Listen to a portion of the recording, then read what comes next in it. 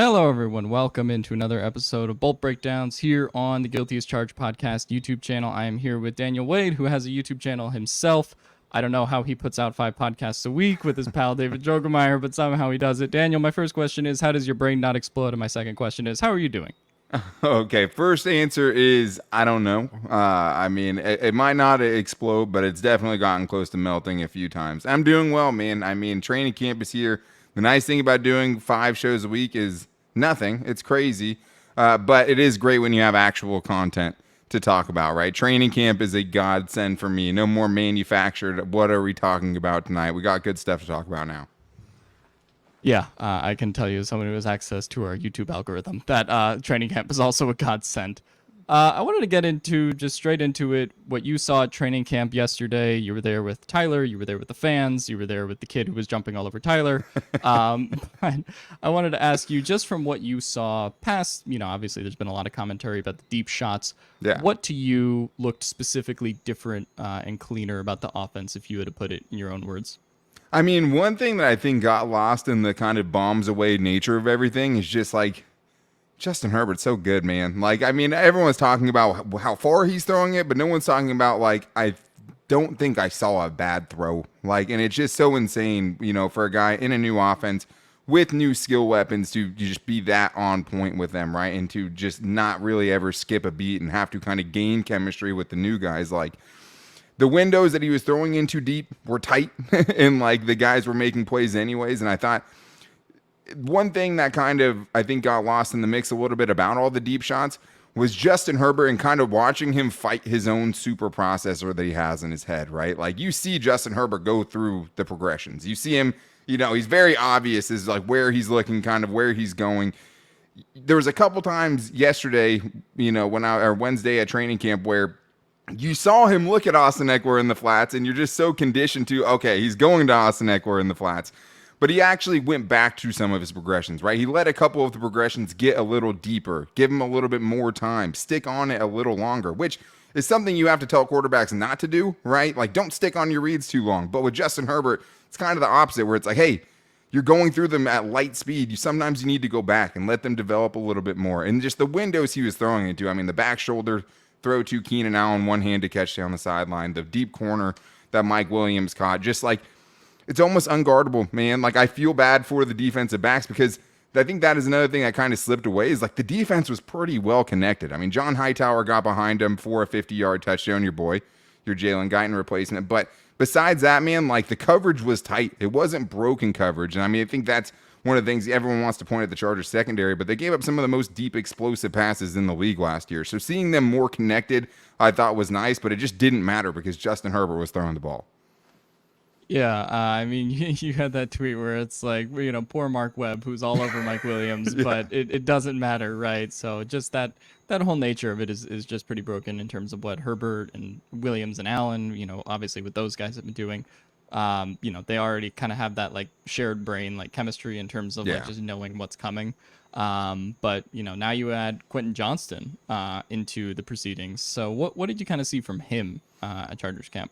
Man, it was awesome to see. And especially with someone with the skill set he's coming in with, right, which is so predicated on yak, so predicated on what he does after he gets the ball in his hands. I think you kind of have to see him on a field of NFL athletes before you get a true appreciation for it, right? And it's when someone looks different on a field with guys that we know, like Derwin James, when a dude looks different compared to Derwin James, it's okay, wait a second, there is something here. I think the thing that stood out to me the most is just how quickly he gets up to full speed, right? Especially for someone who's, pushing 6'2", right, and has that frame, to be able to get those long strides going as quickly as he did.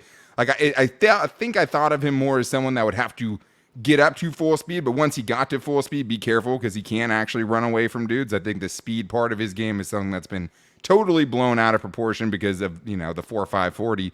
Forgetting that, pretty much every big receiver that we've seen over the last 10 years is a 4.5 plus guy. But obviously the Chargers needed more juice.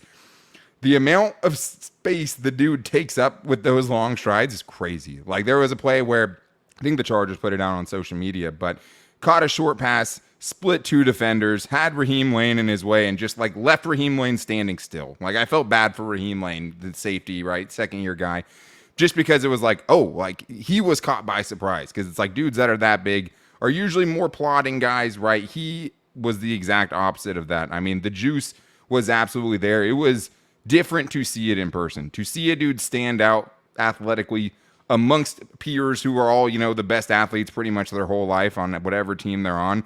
That part really, really stood out to me. And I know today, on Thursday, he caught a deep touchdown from Justin Herbert, which is what everyone wants to see, right? But I was actually more impressed by, hey, dude catches a drag route, like a shallow crossing route, right? And it's just like he can be super dangerous from there too, just because he gets going so quickly.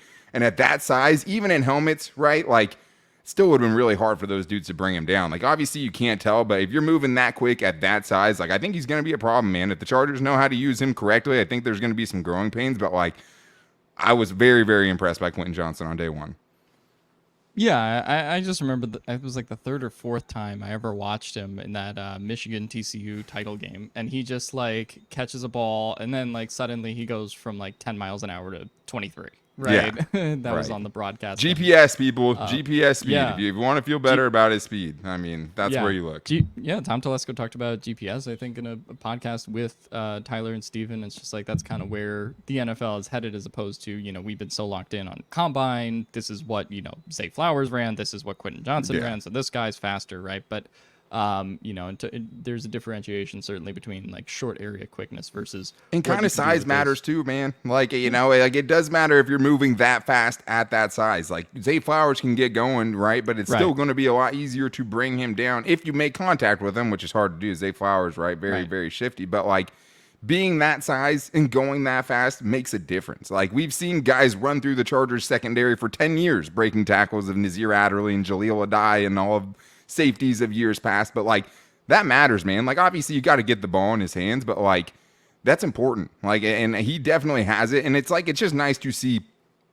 there's elite traits. Like there are things he's going to be at the, you know, top 99% of the league. Like as far as just the quickness, the acceleration, how much, you know, how hard he's going to be to bring down. Like it's exciting, man. I mean, I think a lot of people were it was a polarizing pick to some people because everyone had their favorites, of course, but like, I get it now, and I feel less like, okay, the Chargers just took him because he's 6'2", and that fit the requirements, right? Yeah, the Chargers didn't take him because he's 6'2", but they of course signed Milton Wright yesterday, who's 6'3" with a 4.69. So sometimes you just can't quit him, huh? But, man. Yeah. So what else, I guess, or who else specifically? We talked about Herbert. We talked about the receivers. Who else in your mind kind of stuck out to you at training camp from when you were watching? Man, it's always so tough, right? Like, I mean, it's helmets. There's no pads on or anything, but I feel like I'm giving a cop-out answer here, but I was impressed by J.C. Jackson, right? Like, not just him getting back on the field, which is like a total undertaking in its own right. Like, no one should be able to come back from that specific injury as quickly as he did, right? And it's nice to see the Instagram videos and him sweating in the offseason. Like, first of all, it looked like the dude never left the Chargers facility, right? But it was never about him just getting back. Right? It never was. It was about him getting back and also playing well, because getting back and being the guy who gave up 156 passer rating last year isn't enough, right? 6 touchdowns to 1 pass breakup isn't enough. Just having him out there wasn't enough, but like he was putting the clamps on dudes out there. Like, and that was great to see. And I know he did that last year in training camp too, but to see him not just only back on the field, but actually back kind of looking like J.C. Jackson is something that even on day one, I took away like, that's a huge win, man. If he looks like that right now, even if he's not fully cleared for a game right now, like where he's at in this timeline, having the ability to potentially, you know, be ready in a couple of weeks, be ready by the first game of the season as they ramp him up, I think that's huge. But it's different when you see him go out there and lock up Keenan Allen, right? Go out there and actually look like the elite corner the Chargers thought they were signing last year, and really what he looked like last year at training camp too. So it's hard to always get a read on guys. Like, I mean, especially with the rotations being what they are right now. I mean, it's pretty spread out. You're not seeing guys get a ton of reps so far. But J.C. Jackson, not only back on the field, but I thought he looked really good too. Yeah, I mean, it was a weird thing because all the, reporters and people who are at training camp were like, oh, he's got the helmet. Like, he's going to go out there. Right. And I sort of had this thing with minicamp because I was like, okay, well, he had his helmet on, but, at that time he was just kind of working off to the side, doing his own thing. Just the helmet doesn't mean anything, right? Yeah. And then the Chargers came out with, oh, okay, it's, Otito, it's Austin Johnson and Jalen Guyton on PUP, and J.C. Jackson's not. So when they came out with that, I was honestly pretty surprised, Yeah. considering he probably had the worst injury out of those Yeah. players and still came back in time, and seems like, he's going to be fully cleared by the regular season, when I did think there was going to be this initial ramp up period. And it can't be understated how important that is for this unit, which brings me to my next topic. I think one of the things that got a lot of discussion was Asante Samuel Jr. And his role, along with Jasir Taylor, kind of potentially competing to be that slot corner in a Chargers team where both J.C. Jackson and Michael Davis are healthy and on the outside.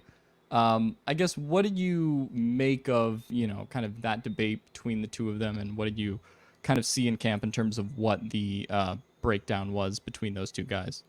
Yeah, I mean, Daniel Popper put out, from The Athletic, and I mean, just, I'm not trying to plug anyone else, Locked On Chargers all the way, but like the quickness in which I will unsubscribe from The Athletic of Daniel Popper, if anything ever happens to my sweet Daniel Popper, it can't be 100%. understated, right? Like that's a 4.240 how quickly I'm unsubscribing from The Athletic if that dude ever leaves. But he put out a thing that surprised a lot of people, which was just, hey, Jasir Taylor is going to go into this camp as the starting slot corner, or the star, position for the Chargers, if J.C. Jackson's back on the field. And I think there might have been an assumption out there that people just automatically assumed that, like, hey, the best three guys will be out there no matter what the combination is, right? No matter where you have to put them, the top three guys should be on the field. And I think not realizing that Asante Samuel Jr. played 10 snaps in the slot last year. Like, I was stunned to see that number. Like, it felt like more. It wasn't. He was primarily an outside corner and has been for the Chargers in his first couple of seasons. And I thought it was also telling, kind of when Brandon Staley was talking about it, like, hey, will we see more of him in the star? All those things. He goes, maybe in the past, right? And I think that was kind of telling to an extent of like, Asante Samuel Jr. has come a long way as a tackler. He had 2 concussions his rookie season, right? And it was scary. Like, and he missed, I think, 15 around there % of his tackles, and he cut that down last year to under 10%. But like, just being a better tackler doesn't make you a better run defender. And it was a huge problem for him last year. And I thought that the playoff game was a really kind of symbolic, right, of what he kind of is as a player at this point. He gets 3 interceptions in the first half, but in the second half, gets burnt for a touchdown. Also, on 4th and 1 with the game on the line, where did they target? They target Asante Samuel Jr. You go back to last season, you see how bad the perimeter tackling was. Like, everyone wants to scream about defensive tackles, right? Like, get defensive tackles. The running defense is so bad, right? And it goes so much further than that, especially, with the guys the Chargers had on the edge, but also just in the secondary. And I think what Brandon Staley is telling you is that plays a much bigger factor, especially if he's playing the star position, if he's going to have him out there. So the breakdown at camp yesterday, on Wednesday when I was out at camp, was Jasir Taylor got in there with the first team. He was the first slot out there. Michael Davis, J.C. Jackson on the outside. He probably got 5 or 6 snaps before they put Asante Samuel Jr. in. And that's the one thing I was kind of interested in, is just like, if J.C. Jackson can't be out there, or, is going to be out there consistently, then you would think, okay, Asante Samuel Jr. is going to get a lot more reps in the slot. But if J.C. Jackson's not out there and they're just putting Asante Samuel Jr. out there with the first team all of training camp, how does he really get a shot at that spot, right? If they're not just going to give these guys kind of equal reps. Jasir Taylor, I think, was also probably a little bit overrated as a run defender last year, too. Like, I think people think, hey, just because he has that job, he's a much better guy. Both of them are diminutive. Neither one of those guys is a big physical guy. But Jasir Taylor, I mean, it's going to be interesting, man. I think the dude gave up like 9 touchdowns his senior year, right? And the senior year was like his super senior year, because he played like 6 seasons in college. And like, I was really, really impressed with him, especially getting put in the spots that he did last year, going in that game against the Dolphins in week 14 and having that performance, and just the defense having one of their best performances and totally dismantling that Mike McDaniel, Tua Tagovailoa kind of powerhouse unit when they were on the field together last year, and they dismantled them, right? And that was a kind of a good spotlight on what Brandon Staley's defense can do when all the pieces are in the right places, right? Because it's like, you see the schemes on Sundays, but it hasn't translated into results. So I'm interested to see it. I mean, I think it's hard to have a guy that kind of has the potential of Asante Samuel Jr., but like on the bench at least. But like, if there's problems with the defense, right, and you keep going down and keep trying to figure it out, and you have star players out there, like, you have to put the best unit that's out there, the best combination of guys. It seems like Jasir Taylor had a pretty rough day on Thursday at training camp, got beat a few times, so we'll see how that thing starts to heat up. But it's you want to think that Asante Samuel Jr. is going to be out there, and I think maybe we were a little bit too quick to think that because it seems like he's in a full, in a full competition right now. But I mean, what Charger fan is out here saying the Chargers have too much depth? The Chargers, oh my God, this guy should be on the field is something you're not hearing a lot of Charger fans yelling very often, right? It's yelling at the guys who are getting on the field, and it's like, oh my God, the drop off is so gigantic. Having Asante Samuel Jr. in a reserve role where you can kind of tailor his role to what he does best, it might not be the worst thing in the world, and I don't think it's going to be, hey, he's going to be riding the bench the entire season and not getting any snaps. Yeah, and for me, the way that I view it is just like there's a lot worse problems to have, as the Chargers have seen in their quarterback rooms in like the Chargers have too seasons. much depth. No, what do we do? Yeah, too much depth is a good problem. Yeah. And so yeah, that was just kind of like my takeaway from the whole thing. Like, obviously we're gonna spend the next couple weeks arguing over training camp footage. It's gonna play itself out, man. Yeah, about who was better between John and ASJ, but yeah, I think ultimately, the reality is in the NFL, if I had to take those four corners and say that they're each going to play 17 games, I'm probably going to take the under on them playing all 68 games, right, between the four of them. Well, especially because we're not talking about generic NFL Team X, right? We're talking about the Los Angeles Chargers. So. Right. We're talking about the Chargers as opposed to the average NFL team, too. So it's just like the ability to go, okay, let's say at week 3, JC Jackson has a hamstring strain. He's going to be out 2 games.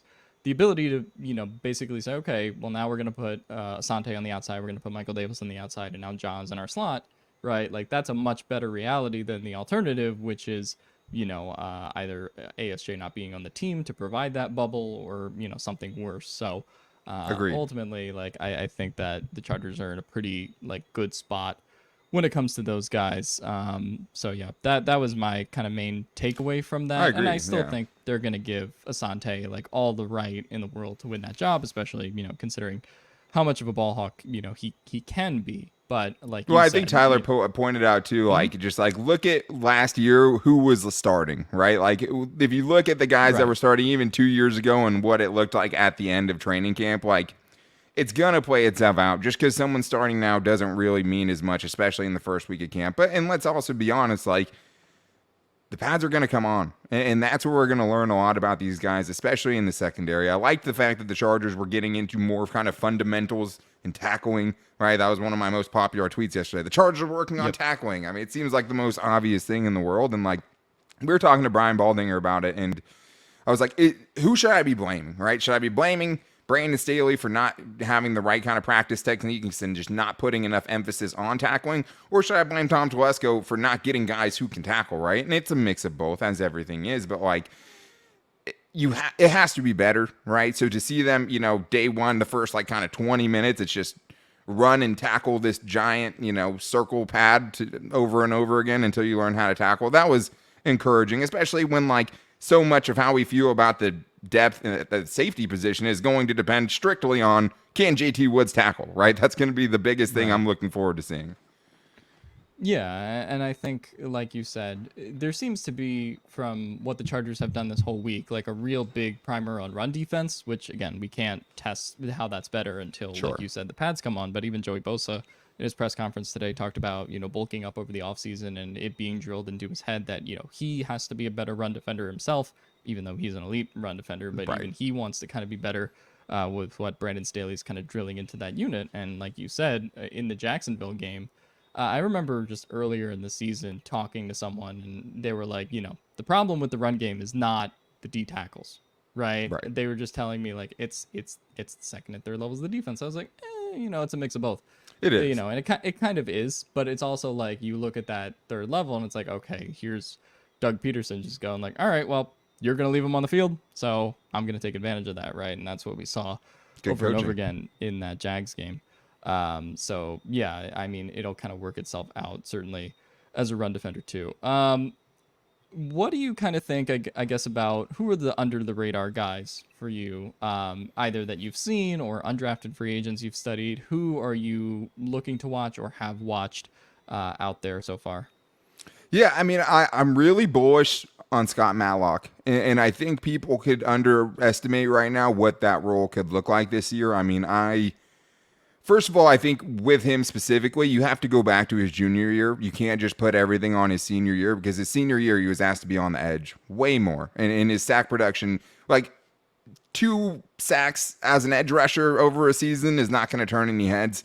7 sacks as a junior, mostly rushing on the interior, that turns heads. That's a big number, right? And it's just a number. But I was way more impressed with him when he was rushing more on the inside. And I think when you look at this roster, I mean, Sebastian Joseph Day, we'll see, man, right? Like, I think there's some good things he does in the run. I think just the Chargers having defensive tackles that aren't just getting pushed right into the laps of their linebackers is something that's already an improvement from the pre-Brandon Staley era. Not having Jerry Tillery is addition by subtraction. But having, I think there's a chance he's the second best interior pass rusher this year. That's not an edge rusher getting bumped inside, right? Like, I think that Scott Matlock is going to have a pretty big role. I mean, I saw him out there on Wednesday, and he made a couple of plays. Obviously, no pads on or anything, but, like, looks good. Looks like he snatches souls, right? And that's, I mean, with a dude like that, when you see that dude, it's like, I want that dude to be good. I think he's kind of been my substitute Forrest Merrill, my girthy boy Forrest Merrill, who isn't around anymore. But, like, I think I'm kind of living it through now with Scott Matlock. But, man, like, I've been super impressed with him yesterday, obviously, in very, very limited setting. But he's a guy that I think, as this kind of defensive rotation kind of works itself out, like, I mean, I think people kind of underestimate, like, what the situation would be for the Chargers if something happened to Morgan Fox, right? Like, Morgan Fox is so good on the interior. He was a godsend. He was what Jerry Tillery was supposed to be last year on the interior. And to have a guy that's kind of in the wings, can get on the field rotationally, right, and maybe even, you know, snaps as early as week 1, like, I think that's kind of where I think Scott Matlock could be by that point. A lot has to happen, obviously, and there's 50 dudes playing defensive tackle for the Chargers right now. I guess another takeaway was just CJ Okoye, the international prospect, gigantic. The dude is huge, but you also could see, like, they were working with, like, pretty fundamental things with him, right? And I think the thing about this defensive line room in particular is, like, the Chargers aren't just trying to get the best 6 dudes on the team. They're trying to bulk up their practice squad, right? And I think that's one of the things too. Same with the wide receiving core, right? How many undrafted free agents, how many practice squad guys got in the field as wide receivers last year? You know, Jason Moore, Michael Bandy, John Hightower, all these dudes ended up getting on the field, and you have, you know, the Michael Bandy jet sweep debacle. Like, it seems to me like the Chargers are really, really trying to overstock their practice squad, and I love that. Like, to have all these guys, to be trying out all these guys, to be having all these guys competing for the end of the roster spots that seem kind of just like they're not as important. I think that's going to be huge. As far as undrafted free agents, I like Gerard Clark. It'll be interesting. Like, I mean, I just like a man who's just a meat mountain in general. Like, you just have somebody that has that much size on the interior. As someone who grew up watching Jamal Williams, that's always going to have a soft spot in my heart. But I'm really hoping we see something out of AJ Finley, though. I liked what I saw from him in day 1. I mean, mostly special team drills and stuff like that. But, like, to have a little bit more competition, to have someone potentially pushing Raheem Lane, right? To be pushing Mark Webb, to be pushing even JT Woods. Like, I'm hoping someone can push JT Woods 4 snaps if he's not there yet, right? Like, hopefully he's there. Hopefully he, can tackle this year, and that would be great. Because, like, I'll whisper this part, but, like, I saw some flashes from JT Woods last year. Like, the trigger, the recognition, getting into the backfield, like, there is something there. But, like, if you have a kryptonite that's as big as his kryptonite is, you're just not going to be, you're unplayable almost, right? So, like, those are the guys that right now kind of under the radar. Besides, like the Dayon Henleys, I'm really excited to see him in more action. He almost had an interception on Wednesday when I was there. Guys like that, I mean, those are more of the under the radar guys that I'm watching for. Yeah, I think Raheem Lane got an interception today, so that did. was good from him. As that safety and broke up a competition. pass, I think. Broke up an end zone pass to Donald Parham, got an interception today, according to Daniel Popper. Yeah, because I wasn't there. It's good to see that from him, and good to see movement from the safety room in general, as we want to see JT Woods and all these guys kind of get pushed. In addition to AJ Finley, I think what you said about the defensive line is particularly interesting for the Chargers in this training camp, in particular because they don't have Otito Ogbonnia and Austin Johnson, and they don't know yet when they're going to come back, right? Yeah. So now you have Christopher Hinton, you have Scott Matlock, you have these guys that are going to have like pretty established roles, and even somebody like Okoye, who's kind of working to the side doing his own thing, who are going to get some more reps in the absence of those two guys. So even in training camp, right? Not just game reps, but training camp reps where, that's a great point. Yeah, and so now the Chargers kind of have this time to experiment until Austin Johnson comes back, or until these guys can come back. That they kind of can experiment like that, which I think is really good in terms of loading up the practice squad. Which given the history of the Chargers, probably needs to be pretty loaded up at this point. Yeah. Any takeaways, I guess, specifically about Kellen Moore so far? I know he kind of had a big, press conference today where he kind of talked about putting Mike Williams in the slot, which, I know a lot of people love to hear in general, considering Mike Williams' improvement as a route runner, as Yeah. Daniel Popper detailed in his Chris Beatty article, the improvements in yards per route run and stuff, some of the stuff we've seen with his route tree. So now he's kind of getting the chance to be one of those slot guys along with the other three Chargers receivers. But any just general takeaways from what we've seen from Kellen Moore as opposed to, Joe Lombardi, say, in previous Yeah. training camps? I mean, I think one of the underrated things is just like the relationship he has with Justin Herbert, and kind of just seeing those dudes interact was something I was closely watching on Wednesday. It was just like, what does it look like? Because I mean, my experience with Joe Lombardi was him sitting there in the background going like this and like looking very serious, So like to see Kellen Moore and Justin Herbert seem to have a little bit more of a relationship than that, like it seemed like he had a pretty good relationship with Pep when he was a rookie, Pep Hamilton, and has always had good things to say about him. But like, Justin Herbert's a guy where like it feels like the biggest thing for him is like kind of, puncturing that exterior, getting him to kind of open up a little bit, getting him to kind of trust himself and be like, no, listen, like you're elite, like you're great, and like you're kind of, unprecedented in some ways, like the skill set that you have. And getting him to believe that, right? It didn't feel like Joe Lombardi ever got him to believe that. And it was because it felt like he had to be perfect in Joe Lombardi's system. And sometimes perfect was getting you 7 yards, right? And it's like, hey, if you're going to ask someone to be perfect, do it 25 yards down the field. But I think what everyone wants to see is bombs away, right? Like they want to see the deep bombs. They want to see the T. Billy, Jalen Guyton 2020 rookie season from Justin Herbert. And we've seen a lot of that. I think the bigger thing, though, that people are not realizing, though, is how many more, like, 20-yard gains they could have, right? How many more 25-yard gains and how much that was kind of lacking in the Chargers offense before that, and getting kind of that intermediate, not just airing it out kind of yards. And we've seen a lot of that over the first couple of days of training camp, and I think that's something that is huge, because the one thing, Alex, that drove me crazy, living for third downs, living for Justin Herbert bailing you out, right? Like the Chargers had the most third downs in the league by a ton last season. And it might not seem like it's a lot, but like when you're asking your offense to do it 10 yards at a time and just keep putting Justin Herbert, who's still going to convert at a ridiculous level because he's Justin Herbert. But like, that's what you saw in 2021, right? Like they had a good offense, a top 5 offense in the league, but like it was because Keenan and Mike were healthy. It was because they had a quarterback that was kind of transcending what the offense was and just being so ridiculous on third down, so ridiculous under pressure that it seemed like it was good when it really, he was covering up a lot of the issues. Like, I think now you're not as worried about Justin Herbert missing, a 1st and 10 throw, because like you have a dude who might just get a 20-yard gain on second down and not be living in those third down situations and not be trying to get to like, hey, if I run here, I can get to a 3rd and 3. And like, do you know how manageable 3rd and 3s are? Do you know how many sticks I can run on 3rd and 3? Like, it's just, it feels different, and it feels like they're not living to kind of win on third down, and I love that because the Chargers just put way too much on Justin Herbert's plate, and it seems like with Kellen Moore, he's kind of forcing him to get out of his comfort zone a little bit. He's telling him, no, rip the ball downfield. Like, no, I know, like, Austin Eckler's wide open, and Mike Williams is way more covered, so it might, in your super processing brain, make you think, okay, that's automatically the right answer, like we were talking about earlier, but like, it seems like he's getting through to him, man. It seems like Justin Herbert's opening up a little bit more.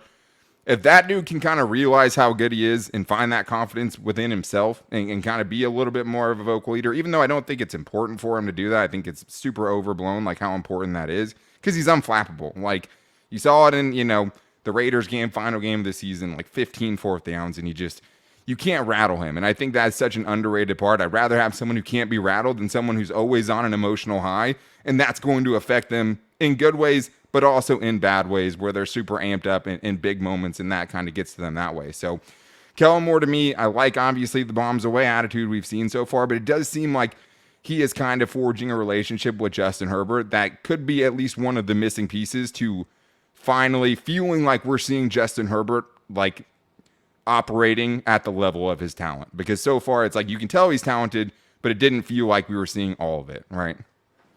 Yeah, and I think that it's important what you said there too, in terms of Lombardi always being a little bit more of a distant coordinator, right? He Yeah, was always up there in the box, as opposed to being down there on the field. And obviously there's good coordinators who do that kind of stuff. I think Vic sure. Fangio was kind of like a distant guy like that for periods of his career too. But building that relationship is important. I think Kellen Moore even talked about that in his press conference today in terms of being a soundboard for not just Justin Herbert, but also Max Duggan and Easton Stick. And some of these guys that they're just bouncing off ideas with each other in the quarterback room. So I think that was good to hear as a whole, and it seems like overall like the offense is headed in the right direction. Yeah, Again, hard to tell till we get the pads on, of hard to tell till course. we get to the preseason, and more importantly, the regular season. But it does feel like things are headed in a bit of a different direction, not just from a philosophy standpoint, but from, like you said, an attitude and communication standpoint to kind of unlock Justin Herbert and the rest of this offense as well.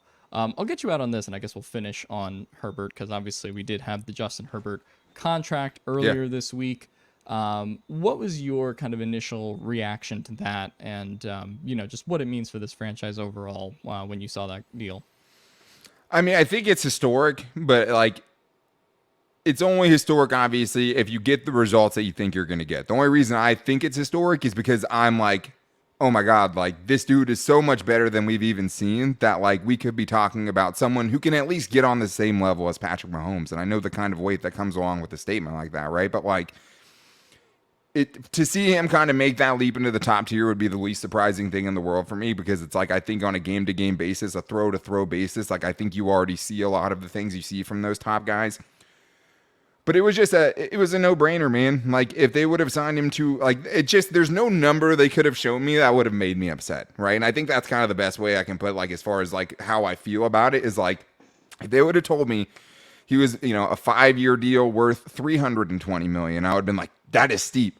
I understand. Like you had to do it. Like whatever he needed, he had to get. It had to be a blank check. I do think that the one thing that is nice though is the flexibility that they're likely going to have, and I haven't totally broken down the numbers and the cap, year by year hit of it all, but like to give $100 million in the first year, like I don't think people realize that like the owners have to pony that up. Like it's not all equal. Like owners don't like cutting $100 million checks, right? So to give that money up front to him, to have the cash flow to do that when we know what the narrative is around the ownership group, I think it's huge because I think you're seeing a lot more teams do that to give them flexibility later on to ease up on the cap hit in other years, to give them a more extended window where his contract is reasonable, right? Before it hits those giant numbers. If they would have signed him to 10 years, that would have been fine, but why would he want to do that? I know a lot of people are like, why isn't it longer?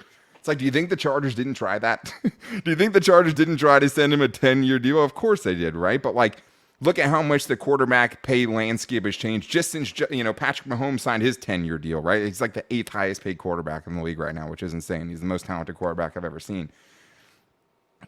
He's going to be able to cash in at age 32.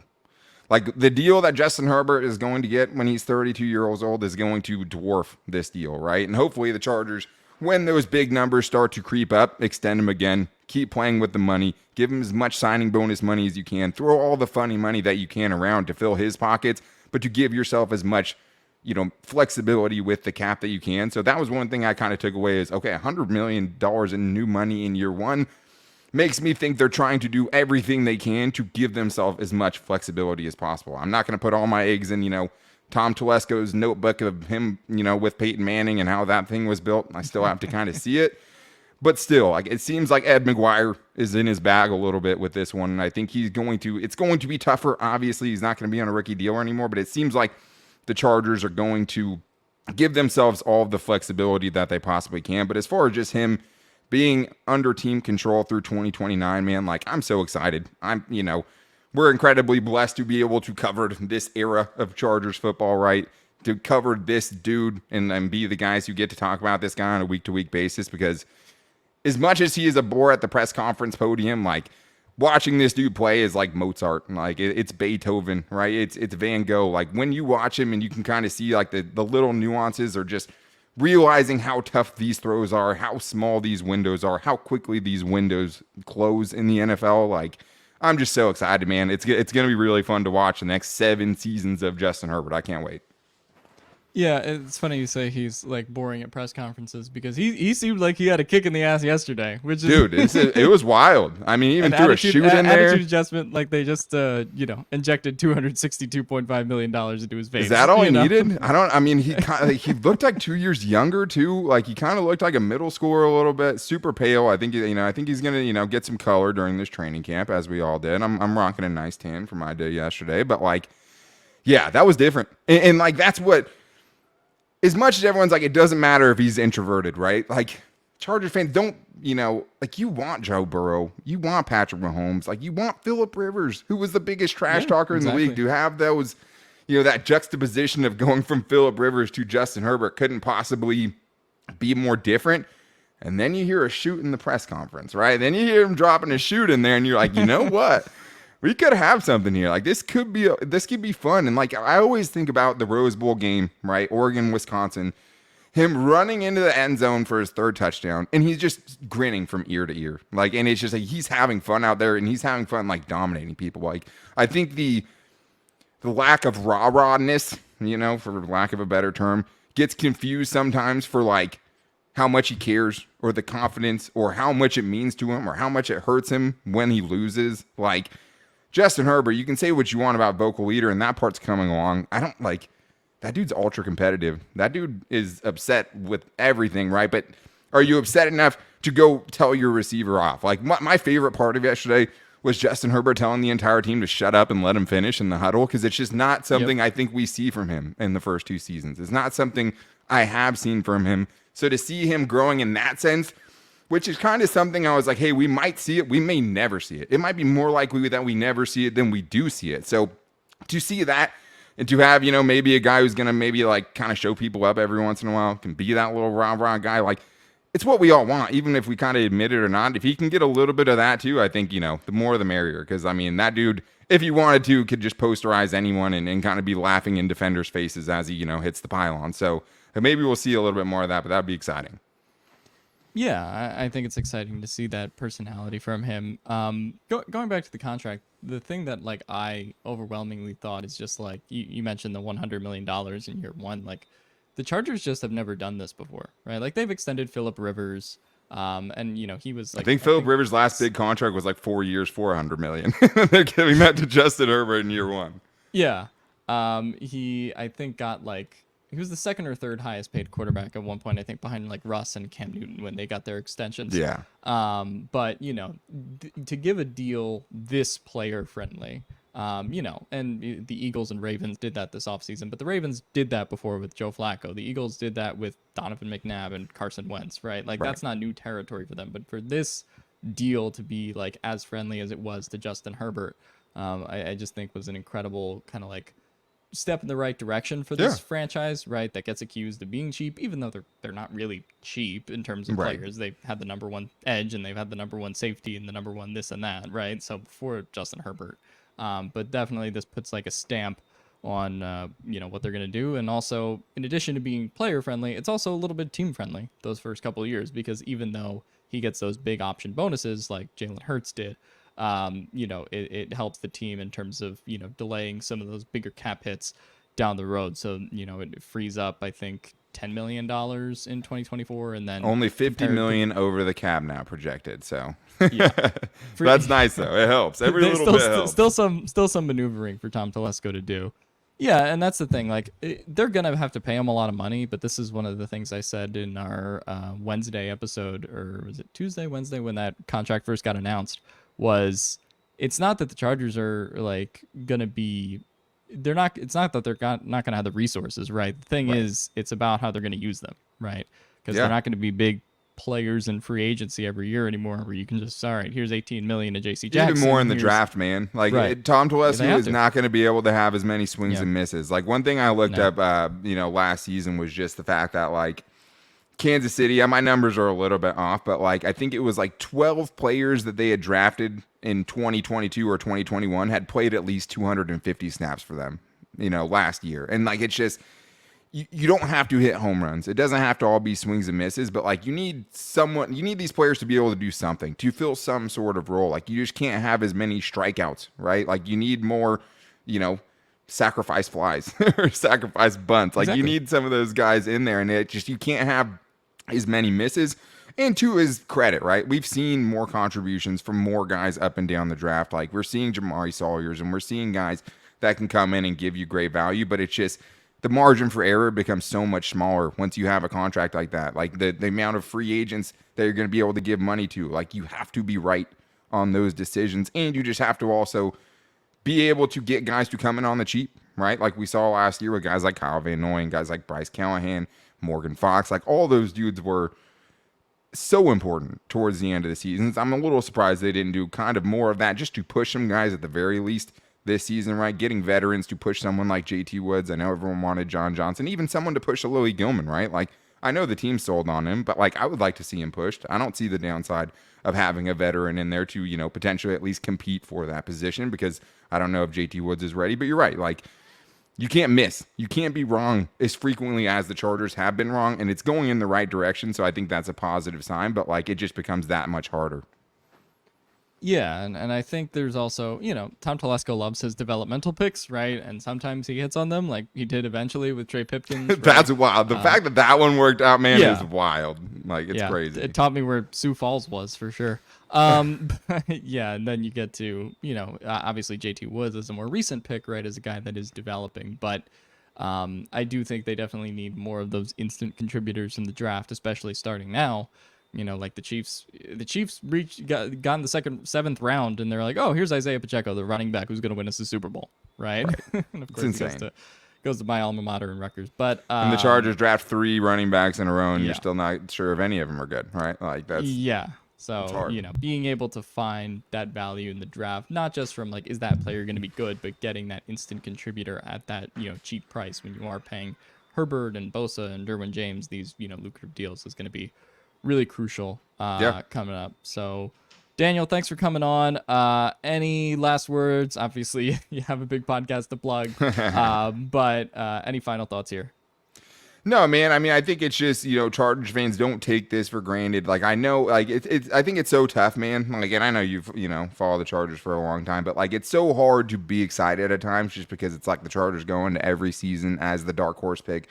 They go into every season as the roster that's loaded and ready to kind of make a run, and it never comes to fruition, right? Like, that's the story of the Chargers, and we're not going to know if the Chargers can stop charging until the games actually matter, right? But like, don't let that stop you from getting excited. Like, there's so much about this team to be excited about right now. I mean, it's like, hey, we can all fire Staley at the end of the season, but like, the best case scenario for the Chargers is Staley's actually good, right? Like, and I think that's one thing that gets overlooked a lot. Like, the best case scenario for the Chargers and for Justin Herbert is for Staley to be that guy, to find some stability. Like, when's the last time this organization had stability at the head coach position, right? Like, Marty, and even he had it was like 6 years. It wasn't even really that long, right? So like, I think that's one thing is like, don't be afraid to like let yourself get excited. There's a lot about this team to get excited about. There's some young players to get excited about. Yeah, everything can end in a car crash, always, right? But like, let's cross that road when we get there. There's no point in being like that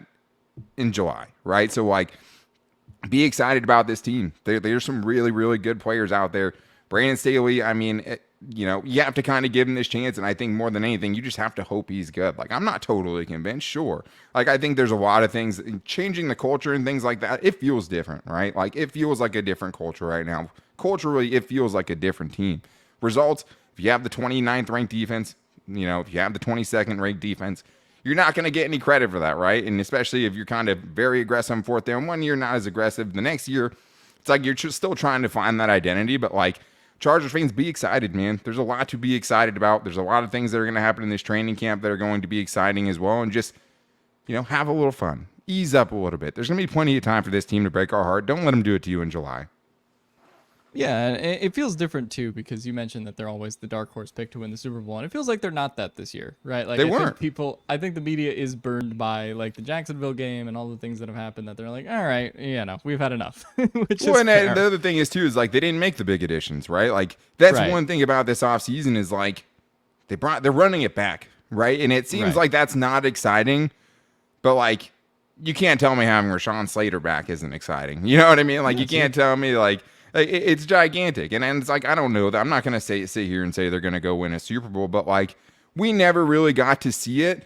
And another thing, like I talked about with head coaches, like continuity matters, man. Like, and I think it matters so much more than I think the casual fan thinks about. Like having guys who don't have to get up to speed. You know, having a guy like Kyle Van Noy where it takes him till the last, few weeks of the season where everything kind of clicks. Like having all these dudes back, having all these receivers back, and going out of your way to keep this core together is stability a little bit, So as much as there's not the flashy moves that are going to get you excited and, oh, this is how they're going to improve because they brought this suit in who's going to change everything. It's like having another year of development, having another year of stability. It's not the sexy thing, but like the Chargers could be much better for it. The schedule this year to me is a lot harder, but like last year, I thought one of the toughest stretches of their season was going to be the Titans and the Rams. You know what I mean? Like we just have no idea what these teams are going to look like yet, but like, They should be good, man. Like they have everything is there, and I know people are tired of hearing it, but like get excited about it, man. Because like most teams would absolutely kill to have Justin Herbert, right? As many people as you see hating on Justin Herbert, like most teams go with their entire existence without having a quarterback as talented as Justin Herbert. And I took a little heat because I said Justin Herbert's the most talented quarterback in Chargers history, and I don't even think it's that close. Like I don't. Like Philip Rivers is not known for being talented. Like he had a crazy processor. He knew the game. His recognition and pre-snap and trash talking was all top notch. You're talking about talent. Don't tell me Dan Fouts, right? It's just a different era. I'm not going to argue, that the athletes were completely different back then, but like Justin Herbert's the most talented quarterback in team history, and he's locked up through the 2029 season. And it feels like at some point everything's going to go wrong, and even with him, they can't do it. But like, this is the best shot they're going to get, man. Like, as much as Philip Rivers was great and I loved him, you're not going to get a 5-11 season with Justin Herbert at quarterback. You're just not. You're not going to go 4-12 with Justin Herbert as a quarterback. We would have seen it. We've seen the bad teams. We've seen the injury-riddled seasons. And he's still found a way to carry this team. Be excited because I honestly think it's one of the most exciting times in franchise history, at least in my, 20 years of fandom. I mean, I'm excited, man. I think there's a lot to be excited about. Yeah, and I think it's important, right? Like, I know everybody has their feelings on Staley and Telesco, but it's like their success is pretty important because if they're not successful, then you're potentially hiring a new GM next year. You're installing another offense again. You're installing another defense again, right? So I think it is important that they are successful and they have this continuity that they can keep building on with now their star quarterback and their star players who are locked up for quite a bit of time. But yeah, that will do it for us tonight. Everybody go check out what Daniel and David, I told David when I was on a podcast with him a couple days ago, I just said, God bless you guys, because you do it 5 times a week, like I said. But you can go check out. Yeah, I guess I didn't plug anything for myself, so thank you. Yeah, Lockdown Chargers, Daily Chargers podcast, YouTube, wherever you get your podcasts, all that good stuff. But hopefully I might be at training camp on Saturday, so hopefully I'll see you guys up there. Yeah, I think you'll see Steven. I think Steven and Tyler are going on Saturday, and maybe the kid who jumped on Tyler's back will return. But yeah, go check out Locked On Chargers and our channel for all your training camp coverage. And with that said, see you guys next time. Bolt up.